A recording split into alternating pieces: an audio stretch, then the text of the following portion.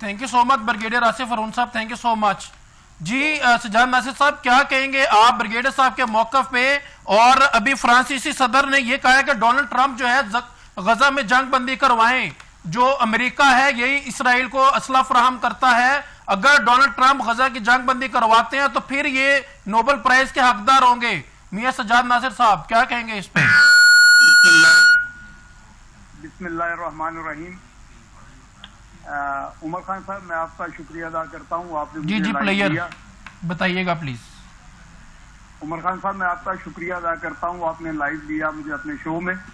बड़ा करंट और बड़ा अहम इशू जो इस वक्त पूरी दुनिया में है, बर्निंग इशू है।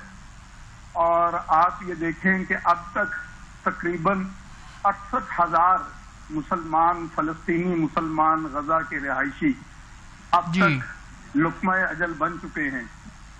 उनमें से कमो बेश 27,000 के करीब बच्चे हैं जी, और 72,000 के करीब अफराद जो हैं वो लापता हैं, जिनका कोई पता नहीं है। उनके प्यारे आज भी उनको ढूंढ रहे हैं, अपने बच्चों को, अपनी माओं को, अपने बेटों को, अपने सरबराहों को अब भी ढूंढ रहे हैं कि हमारे को 72,000 लापता अफराद, हमारे अहले खाना कहाँ हैं। आप इनको सबको समअप करें तो ये 2 लाख के करीब बनती है आबादी जी, कि जहां मुसलमान गरीब लाचार फलस्तीनी गजा के रहायशी जो हैं वो भूखे प्यासे, उनको लुक्मा अजल बना दिया गया है। एक बात तो ये है जी। दूसरी बात आपने कही है ये फलस्तीनी सदर की, तो मैं समझता हूं कि ये सारे आपस में मिले हुए हैं। आज फ्रांस को याद आ गया है, फ्रांस के सदर को याद आ गया है कि ट्रंप को नोबेल इनाम तब ही मिलेगा जब वो गजा की जंग बंद करवाएंगे। तो जरा तारीख पर नजर दौड़ाएं, आज से कुछ अर्सा पहले जब गजा की जंग शुरू हुई थी तो उस वक्त यही जर्मन और ये यूरोपियन कंट्रीज और फ्रांस, जब इनको कहा जाता था कि ये किसी तरीके से अपना रोल प्ले करें, तो इन्होंने कहा था कि हमास ने दहशतगर्दी की है। और आज इन्होंने अपना वतीरा बदल रहे हैं सिर्फ इसलिए कि ये अपना चूरन, अपना मंजन बेचना चाहते हैं इंसानी हकूक का। और दूसरी तरफ ट्रंप साहब हैं जी, वो क्या मुहावरा है कि ऊंट के मुंह में जीरा। अब वो सिर्फ इस हवाले से सस्ता मंजन और चूरन भी बेच रहे हैं कि मुझे नोबेल इनाम मिले, मैंने 7 जंगें रुकवा दी हैं, मैंने ये कर दिया है। और कहाँ गई इनके वो 7 जंगों रुकवाने की वो पॉलिसियां?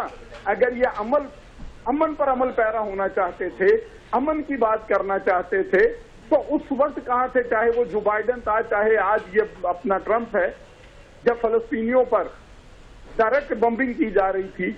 आज भी ये पाकिस्तान का वफद, सेंटर मुश्ताक और दीगर अफराद जो हैं कई घंटों की समंदरों में से जब गुजर कर जाकर वहां खुराक पहुंचाने की कोशिश कर रहे हैं, लेकिन वह खुराक नहीं पहुंच रही। इस वक्त इंसानी हकूक की वो तंजीमें कहाँ हैं? इस वक्त ट्रंप की वो पॉलिसियां कहाँ हैं? फ्रांस की, यूरोपीय यूनियन की पॉलिसियां कहाँ हैं?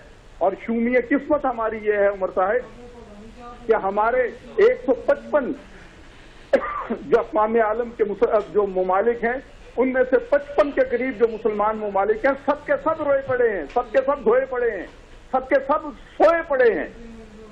किसी पर जूं पर या किसी के कान पर जूं नहीं रेंगी।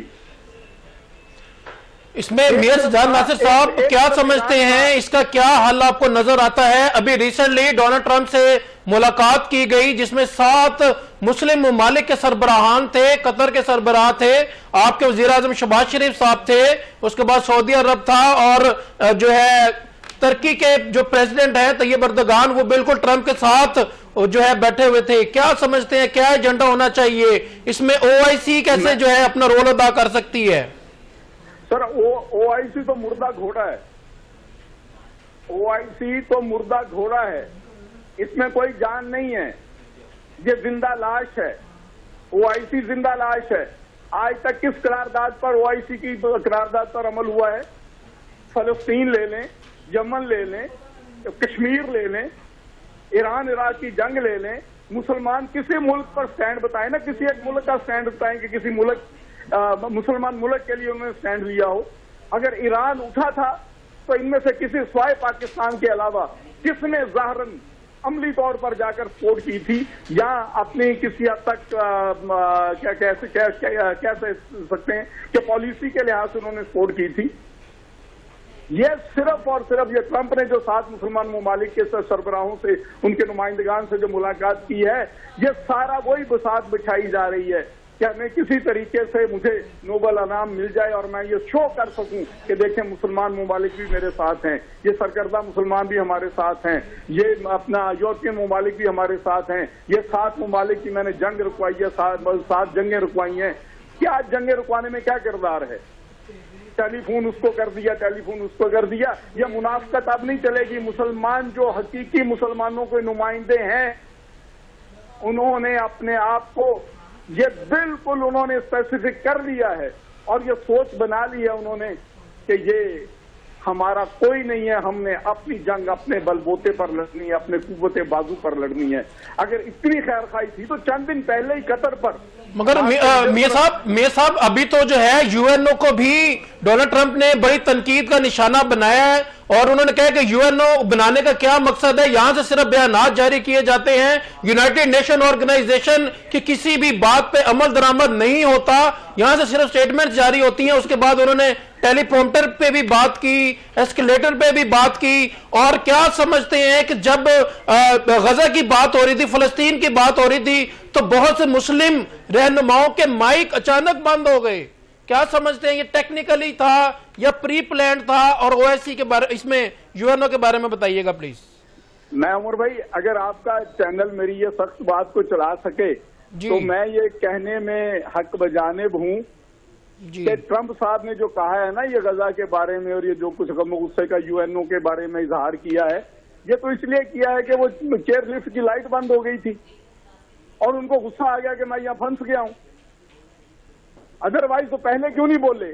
آج سے یہ چل رہا ہے، 78 سال ہو گئے اس مسئلے کو، اس وقت سے تو کوئی امریکہ کا صدر نہیں بولا۔ آج بھی یہ اپنی سرپرستی اور اپنا جو روحانی باپ ہے اسرائیل کا بن کر ان کو اسلحہ بیچ رہے ہیں۔ روکے نا اسلحے کی سپلائی، ان کو کیوں نہیں روک رہے؟ یہ بند کریں اسلحے کی سپلائی، امریکہ بند کرے اسرائیل کو۔ میں دیکھتا ہوں ایک دن یہ اسرائیل رک سکتا ہے؟ دن ممالک کے سامنے ایک اکیلی سونگنی طاقت جو ہے 55 مسلمان ممالک کے سامنے ٹک سکتی ہے؟